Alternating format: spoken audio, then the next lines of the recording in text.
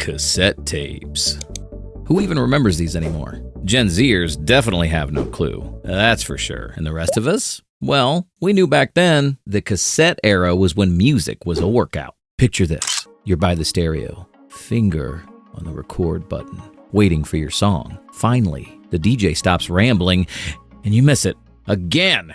Welcome to the cassette tape era, where music came with suspense, timing, and just a little bit of heartbreak. Born in 1963, cassettes dominated the music scene through the 70s, 80s, and 90s. They were portable, recordable, and about as durable as a wet paper towel. Let's rewind, literally, to a time when music came in tiny plastic rectangles. So how did these little plastic rectangles work? Let's break it down. Inside every cassette tape was a reel of magnetic tape.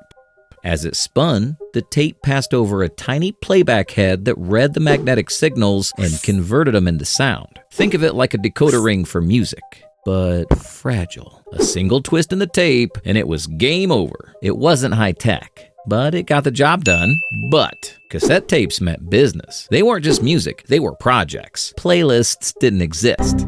You made them yourself, carefully, song by song. They were hands-on, never skip leg day workout for your thumbs and your patience. And if you wanted a mixtape, you earned it. Every track came with effort and maybe some frustration. So, long before Spotify playlists, there were these mixtapes. Mixtapes were personal. Each one felt like a masterpiece. You'd get a blank cassette, a blank canvas, a chance to create the ultimate playlist. A road trip mix. A just broke up with my middle school crush anthem. You'd spend hours fine-tuning every song choice, double-checking the order, and praying the tape didn't run out in the middle of your favorite track. Giving someone a mixtape? That wasn't just nice. It was serious. The ultimate flex. A whole story told through music. And back then, music stores were like treasure hunts. Rows of cassettes. The album covers were tiny, sure, but they packed a punch. You would judge a band's entire vibe based on 2 square inches of artwork. You'd scan through for the perfect find. A new release? Jackpot.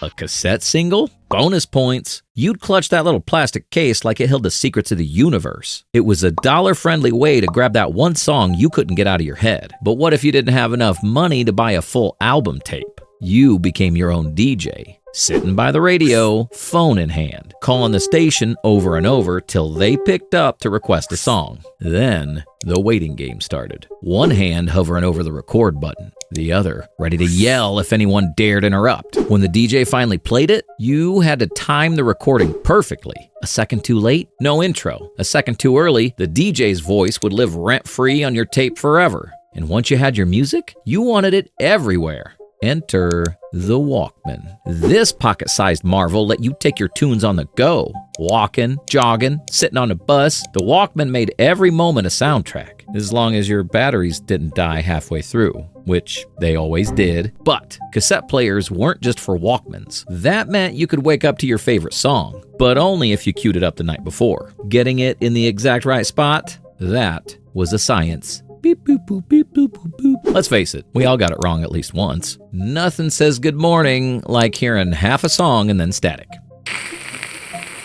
And rewinding was its own skill. Trying to stop at the perfect moment, almost impossible. You'd rewind too far, then fast forward too much, then rewind again. Repeat it until you gave up and just listen to the whole tape. And what if your player didn't have auto rewind? Enter the pencil, the trusty sidekick that saved your tape and your sanity.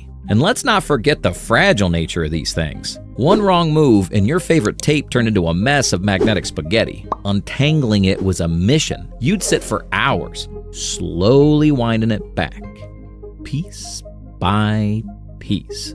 Sometimes it worked. Other times, you'd cry and move on. Then the late 80s happened. CDs entered the scene like the popular new kid at school. Sleek, shiny. They looked like the future. No rewinding, no tangled messes, just clear sound and a skip button. Tapes didn't stand a chance. They faded into the background. But even as CDs took over, cassettes left a mark. They weren't just media, they were memories. Cassette tapes made music feel alive. Every rewind, every recording, every scratchy playback. It all meant something. Music wasn't passive, you worked for it. So the next time you complain about a Spotify ad or shuffle playing a song you're not into, just remember, we used to earn our playlists, and maybe it was better that way. Totally.